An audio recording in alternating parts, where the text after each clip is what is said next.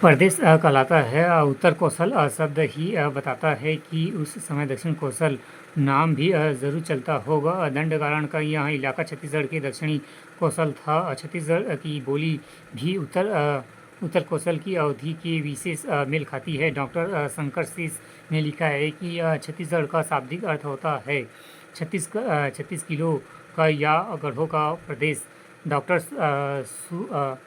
Doctor Suniti Kumar चटुर्जाई के अनुसार भारतीय आर्य भाषा का विकास दृष्टि से बांटा गया है। इसके प्राचार्य पूरी समूह को कोसली एवं पूर्वी हिंदी को बताया है। उल्लेखनीय है कि पूर्वी हिंदी नेपाल के तराई से बस्तर राज्य तक बोली है।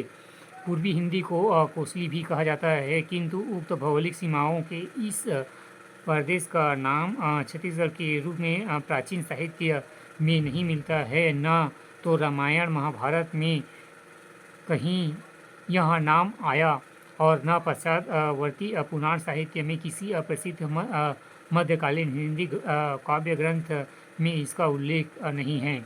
दक्षिण कौशल की सीमाएं कहाँ तक थी, इस पर विद्वानों का मतैक्य नहीं है।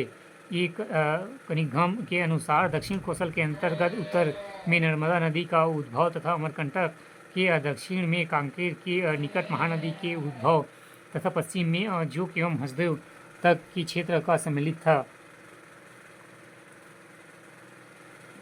चीनी यात्री ह्वेनसांग ने भारत का वर्षों दौरा किया। वे दक्षिण कौशल भी आए थे। दक्षिण कौशल के सीमा विस्तार के बारे में पहला प्राथमिक विवरण उन्हीं के ग्रंथ में ज्ञात होता है। कलिंग की राजधानी 1800 अथवा 1900 ली उत्तर पश्चिम चलकर कियोस लो कौशल पहुंचा। इस राज्य की सीमा 6000 ली पश्चिमी सीमा के बराबर को पूर्वी सीमा के संबलपुर जिला तथा उससे संबंध पूर्वी वर्वी एवं पटना वमरा सोनपुर तथा रायखोल एवं रियासतों को सम्मिलित मानते हैं। दक्षिण कौशल की सीमा के अंतर्गत वर्तमान बस्तर संभाग का अधिकांश भाग नहीं आता था।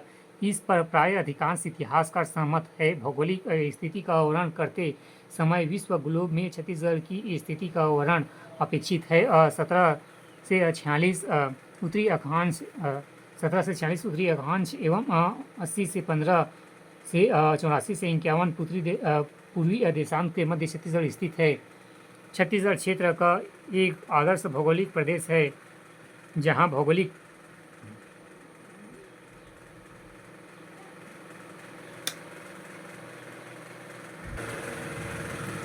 भौतिक जल निकास एवं जलवायु भूमि उपयोग जनसंख्या आदि के लक्षण में आश्चर्य समानता मिलती है। यह प्रदेश अन्य भौगोलिक प्रदेशों से स्पष्ट रूप से पृथक है। आकार के दृष्टि से छत्तीसगढ़ को प्रमिलक कुमार ने तस्करी का आकार एवं बेसिन बताया है, जिसके पूर्व की ओर संग्रह निकास है। एक दूसरे भूगोल वेत्ता से इसे पंखे के आकार का लिखा है।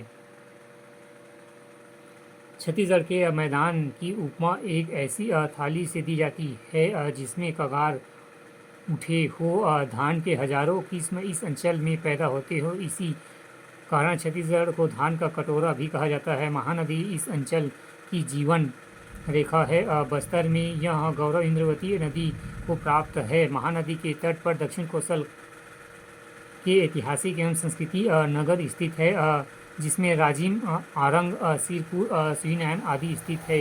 ये नगर दक्षिण कौशल के कला केंद्र के रूप में प्रख्यात है। महानदी दक्षिण कौशल के गंगा के समान पवित्र मानी जाती है। महानदी को स्कंद पुराण में चित्रलोकता कहा गया है। महाभारत के भीष्म पर्व के मत्स्य एवं ब्रह्मण पुराण में भी ऐसे चित्रलोकता लिखा गया है। आंचलिक कवि प्रहलाद दुबे ने अपने खंड काव्य में स्थान सहित पर महानदी के लिए चित्रलोकता शब्द का प्रयोग किया है।